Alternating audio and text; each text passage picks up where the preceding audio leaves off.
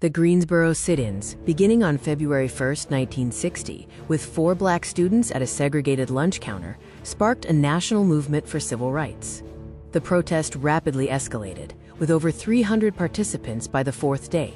The protesters worked in shifts to ensure the protest did not end.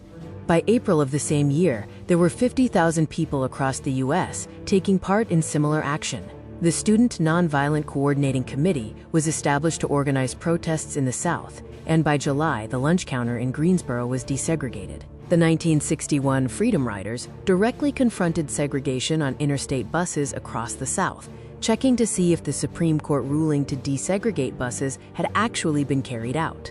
In Anniston, Alabama, one of the buses was attacked and firebombed by a mob. Despite FBI knowledge of planned violence, no intervention occurred. In the James Meredith case, the Supreme Court ordered the integration of the University of Mississippi after Meredith had been rejected on racial grounds. When locals and officials blocked his entry, President Kennedy sent 320 federal marshals. The resulting, quote, Battle of Oxford riot led to 2 civilian deaths and many injuries. Federal troops had to remain on campus until Meredith's graduation 3 years later.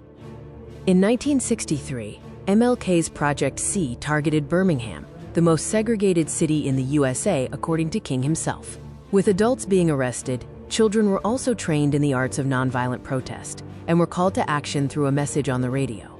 The Children's March saw over 900 children arrested, filling the prisons, with other protesters met with high-pressure fire hoses and police dogs by Police Chief Bull Connor. The brutality led to an agreement for desegregation within 90 days. This event again had media attention, showing more violence and harsh treatment of black people, including children.